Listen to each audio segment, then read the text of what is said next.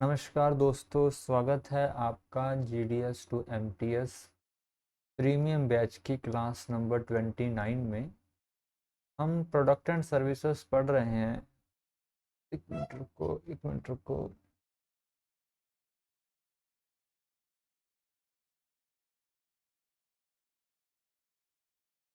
चलिए ठीक ही है,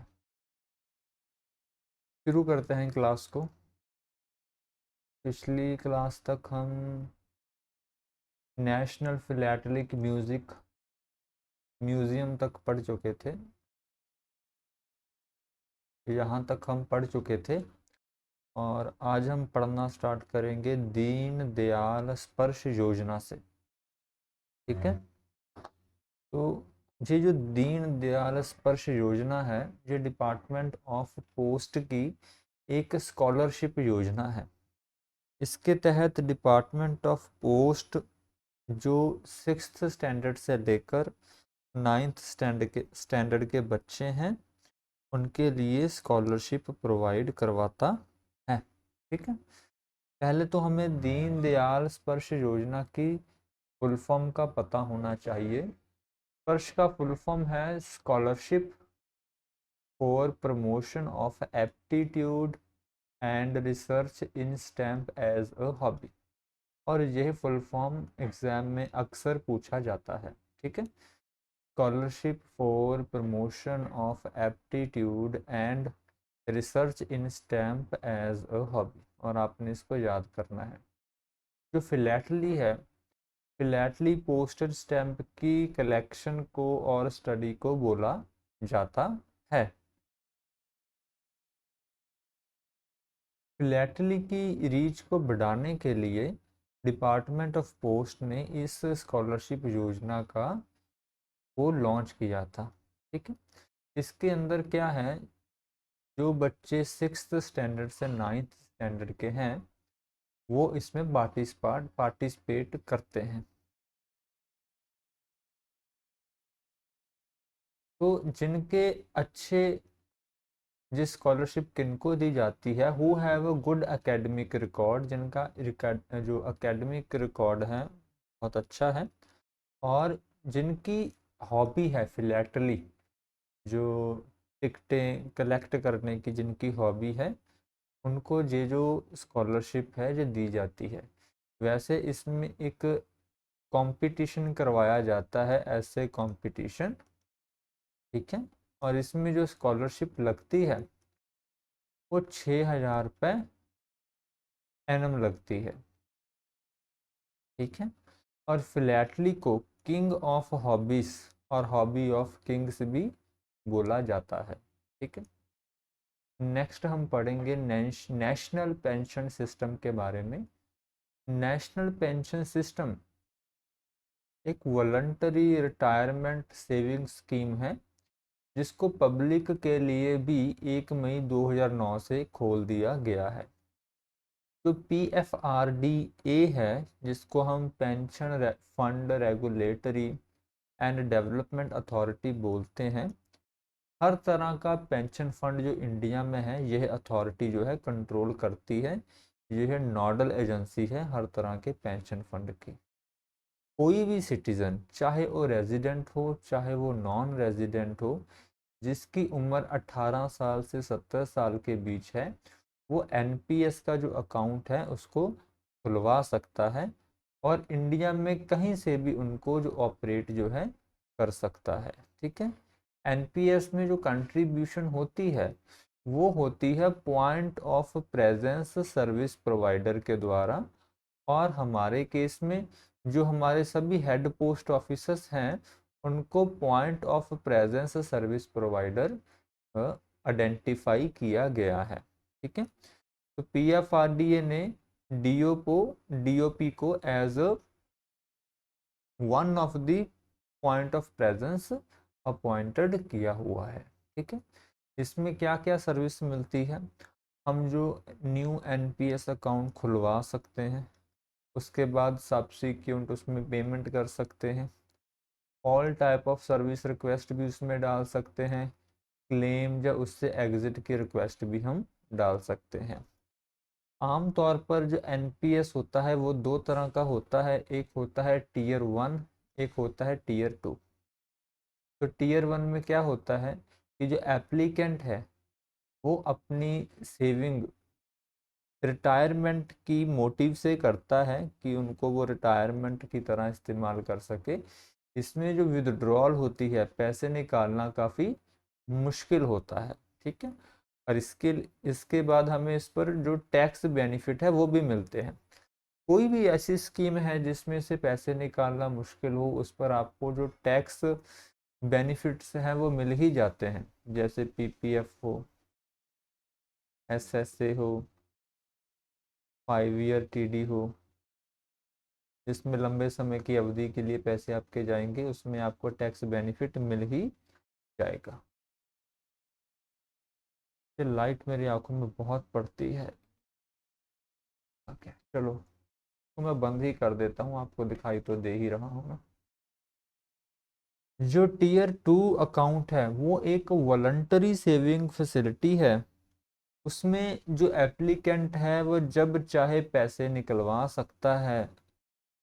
ये एक रिटायरमेंट के मकसद से अकाउंट जो स्कीम है टीयर 2 नहीं होता, और इसीलिए इसमें कोई भी टैक्स बेनिफिट भी आपको नहीं मिलता, ठीक है। कंट्रीब्यूशन की बात करें, टीयर 1 को अगर हम समझें तो 500 रुपये से अकाउंट ओपन हो सकता है। उसके बाद जो सब्सिक्वेंट पेमेंट भी होगी वो 500 रुपये से कम नहीं होगी। एक साल में कम से कम 1000 रुपये की कंट्रीब्यूशन होनी चाहिए, सभी चार्जेस और टैक्सेस साथ में जोड़कर। और एक साल में कम से कम एक ट्रांजैक्शन तो होनी ही चाहिए, ठीक है। और वही है मिनिमम कंट्रीब्यूशन लेस देन, अगर 1000 से कम आपकी जो एनुअल जो कंट्रीब्यूशन है नहीं होती, तो जो आपका अकाउंट है वो फ्रोज कर दिया जाएगा, और जब जो ज़ीरो तक वो चला जाएगा तो बाद में उसको बंद कर दिया जाएगा। अगर बाद में आप अपने अकाउंट को रीएक्टिवेट करवाना चाहते हैं तो कम से कम 500 रुपये की कंट्रीब्यूशन आपको फिर से करनी पड़ेगी, ठीक है। टीयर 2 में देख लेते हैं, इसको खुलवाने के लिए कम से कम 1000 रुपये लगते हैं। उसके बाद सब्सिक्वेंट पेमेंट आप 250 भी कर सकते हैं। इसके लिए कोई मिनिमम या मैक्सिमम पर ईयर की जो कंडीशन है वह नहीं है, ठीक है। इसके रजिस्ट्रेशन चार्जेस 200 रुपये होते हैं एक्सक्लूडिंग टैक्सेस। बाकी सर्विस चार्जेस 20 रुपये होते हैं, और आप पेमेंट बाय कैश, चेक या डीडी जो है कर सकते हैं। फाइनेंशियल कैप क्या होता है कि minimum initial contribution plus registration 500 होती है। मिनिमम सब्सिक्वेंट कंट्रीब्यूशन वो भी 500 है। मैक्सिमम कंट्रीब्यूशन की कोई लिमिट नहीं है।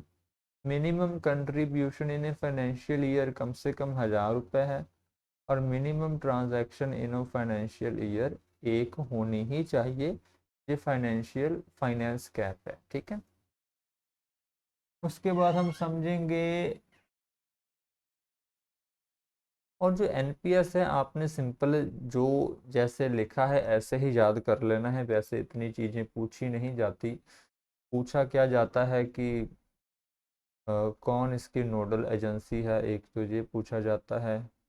उसके बाद पूछा जाता है कि कौन सी एज से कौन सी एज तक इसको खुलवा सकते हैं। कोई ज़्यादा इसमें क्वेश्चन नहीं पूछे जाते। बाकी आप प्रीवियस ईयर क्वेश्चन पेपर देख ही रहे हैं। अगर आपको लगे कि कोई क्वेश्चन बाहर से आया है तो उसको नोट कर लीजिए और उसको एक बार पढ़ लीजिए, ठीक है। नेक्स्ट है म्यूचुअल फंड के बारे में पढ़ते हैं। तो पोस्ट ऑफिस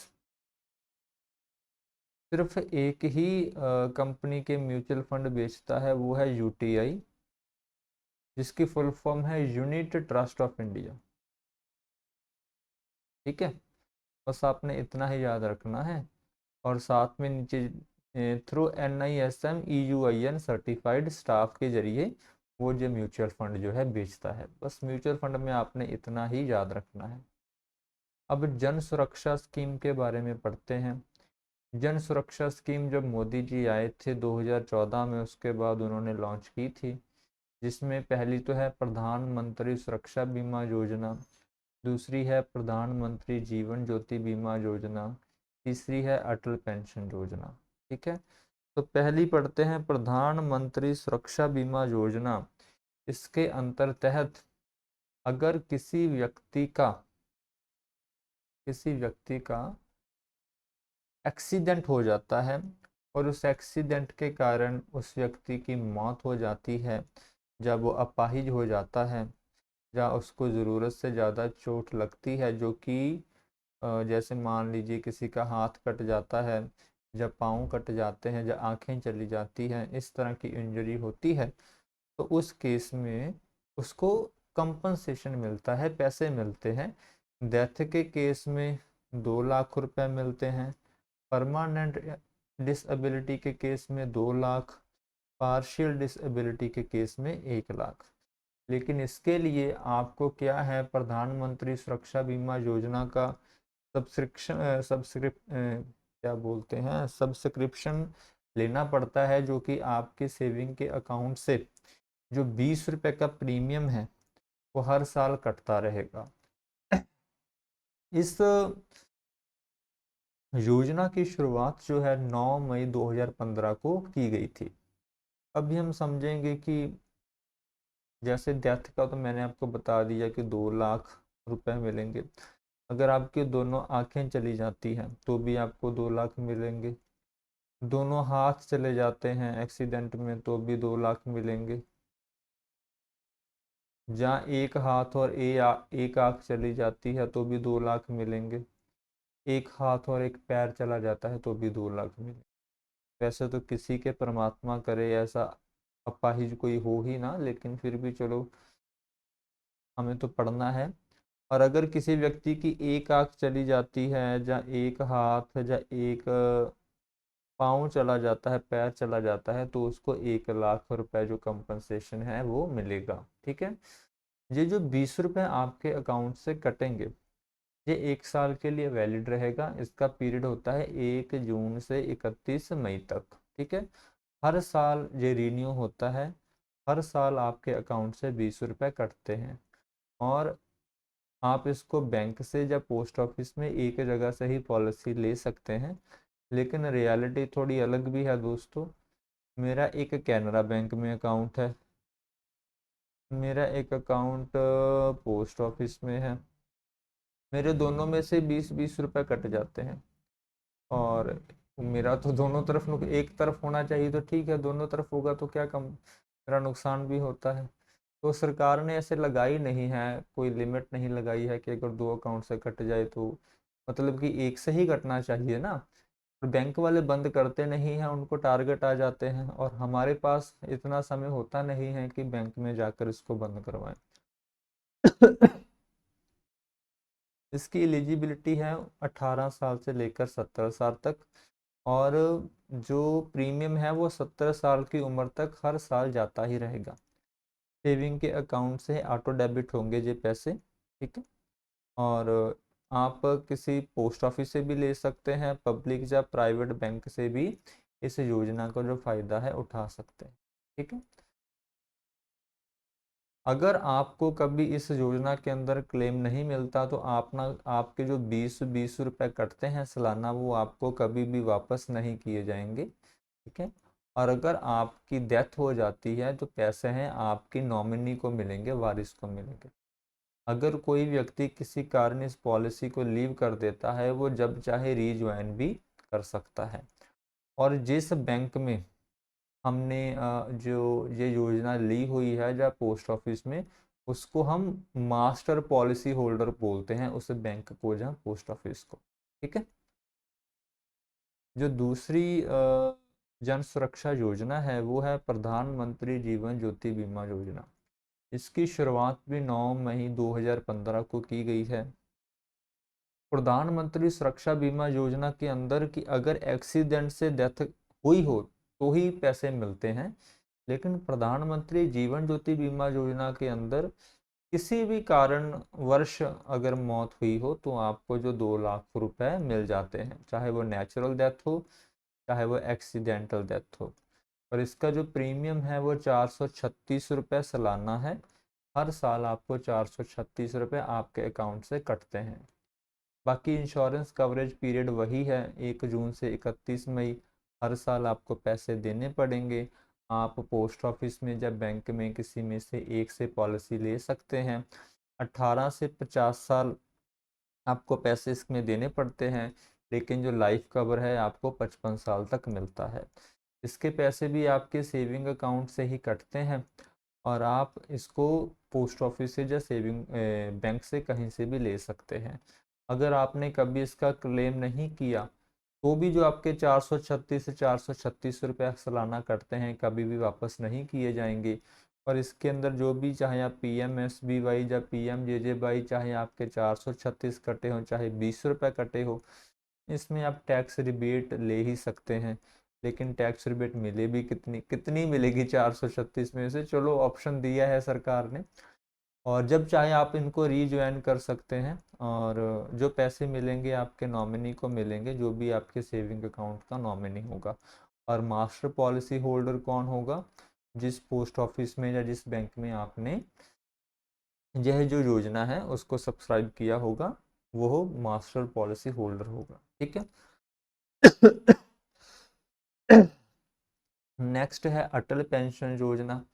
तो ऐसे ऐसे लोग पब्लिक के जो किसी भी पेंशन योजना के अंदर नहीं आते हैं, किसी भी पेंशन योजना के अंदर नहीं आते हैं, और वो चाहते हैं कि 60 साल की उम्र के बाद उनको 1000 रुपये, 2000 रुपये, 3000 रुपये, 4000 रुपये या 5000 रुपये पेंशन के रूप में हर महीना बार पैसे मिलते रहें, तो वो अटल पेंशन योजना का अकाउंट खुलवा सकते हैं। ठीक है।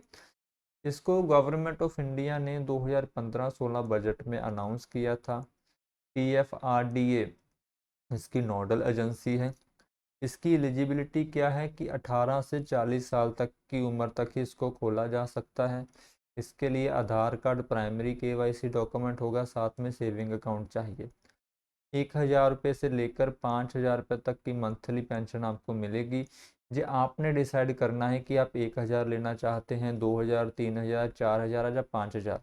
उस हिसाब से आपका प्रीमियम आपको बता दिया जाएगा और हर महीने आपने वो प्रीमियम सरकार को देते रहना है। और जब आप 60 साल के हो जाएंगे तो आपको आपकी जो पेंशन है वो लग जाएगी। माफ़ी चाहता हूँ दोस्तों। तो government contribute 50% of the subscribers contribution और 1000 rupee per annum whichever is lower. ठीक है, ये कुछ शुरुआती लोगों के लिए ही था, हर किसी के लिए ये जो कंडीशन नहीं थी, सिर्फ शुरुआती लोगों के लिए थी, तो इसको आप छोड़ सकते हैं। तो ये अभी लिखा भी है कि government contribution is for those जो कि इनकम टैक्स पेयर नहीं है, गवर्नमेंट सिर्फ उनके लिए कंट्रीब्यूट करेगी, या फिर जहाँ वो किसी और स्टैच्यूरी सोशल स्कीम के अंदर नहीं आते। ठीक है। और जिन्होंने 1 जून 2015 से लेकर 31 दिसंबर 2015 तक ज्वाइन किया है, उनके लिए ही गवर्नमेंट 5 साल तक कंट्रीब्यूट करेगी और किसी के लिए नहीं करेगी। तो all bank holders join APY। तो सभी बैंकों ने वैसे APY की, अभी तो उनको टारगेट भी मिलते हैं कि वो APY के मैक्सिमम अकाउंट खोलें। ठीक है। 18 से 40 साल तक की उम्र तक जो सिटीज़न है इसमें अकाउंट खुलवा सकता है। इसमें अगर आप समय से पैसे मंथली नहीं देते हैं तो उसकी डिफ़ॉल्ट फीस भी लगती है। जैसे अगर आपकी किश्त 100 रुपये तक है तो 1 रुपये डिफ़ॉल्ट फीस लगेगी, 101 से 500 तक है तो 2 रुपये लगेगी, 501 से 1000 तक है तो 5 रुपये लगेगी, और 1000 से ज़्यादा है तो 10 लगेगी। ठीक है, 1, 2, 5, 10। और अगर आप पेमेंट जो है डिसकंटिन्यू कर देते हैं, 6 महीने के बाद आपका अकाउंट फ्रोज़न कर दिया जाएगा, 12 महीनों के बाद डीएक्टिवेट कर दिया जाएगा और 24 महीनों के बाद उसको बंद कर दिया जाएगा। ठीक है, अगर आप एपीवाई से एग्ज़िट करना चाहते हैं तो 60 साल की उम्र के बाद वो उससे एग्ज़िट हो जाता है। अगर आपकी डेथ हो जाती है तो आपके स्पाउस को वो जो है पैसे मिल जाते हैं। अगर आप 60 साल से पहले एग्ज़िट करना चाहते हैं तो वो एक्सेप्शनल केस में ही इसमें एग्ज़िट कर सकते हैं, जैसे डेथ, डिसीज़, वही इस केस में ही जो है एग्ज़िट कर सकते हैं। लेकिन अगर वारिस चाहे, नॉमिनी चाहे तो इस सर्विस को बाय पैसे देकर कंटिन्यू भी रख सकता है। ठीक है, तो नेक्स्ट है सॉवरन गोल्ड बॉन्ड, बस ये कर लेते हैं। सॉवरन गोल्ड बॉन्ड जो पहले है ना हमारे पोस्ट ऑफिस में इनको बेचा जाता था, अभी तो फ़िलहाल नहीं बेचा जाता, फिर भी हम समझ लेते हैं कि पहले क्या था कि फिज़िकल गोल्ड की डिमांड बहुत ज़्यादा बढ़ गई थी, तो आरबीआई ने फिज़िकल गोल्ड को बेचने की बजाय सॉवरन गोल्ड बॉन्ड लॉन्च किए जिसको पोस्ट ऑफिस में बेचा जाता था। बॉन्ड जो था 1 ग्राम के डिनोमिनेशन में बेचे जाते थे, तभी हेड ऑफिस जो थे वो इनको बेच सकते थे। इसकी लिमिट क्या थी परचेज की भी, कम से कम 1 ग्राम खरीदना है, ज़्यादा से ज़्यादा 4 किलोग्राम पर पर्सन खरीद सकता है। ठीक है, और अगर कोई ट्रस्ट इसको लेना चाहती है तो वो 20 किलो ज़्यादा से ज़्यादा ले सकती है। Mode of payment cash, DD या चेक रहेगा। बॉन्ड का जो टर्न्योर है वो 8 साल रहेगा, और प्री मेच्योर भी इसको इनकैशमेंट किया जा सकता है 5 साल के बाद, 6 साल के बाद और 7 साल के बाद। Rate of interest 2.5% per annum रहेगा, जो कि हाफ ईयरली पेएबल रहेगा। और interest on sovereign gold bond जो भी इसके ऊपर इंटरेस्ट मिलेगा वो टैक्सेबल होगा, उसके अंदर आपको टैक्स में रिबेट नहीं मिलेगी। तो मान लीजिए आपने 1 ग्राम सोना खरीदा 2015 में, और 2023 में उसकी मेच्योरिटी हो गई। पहले इसका जो प्राइस था 50,000 था, बाद में 70,000 हो गया, तो 20,000 तो आपको वैसे ही फ़ायदा हो गया, और 2.5% आपको उसके ऊपर इंटरेस्ट मिलता था। ठीक है, तो अभी के लिए हम इतना ही रखते हैं। अभी के लिए जय हिंद, जय भारत, जय जवान, जय किसान।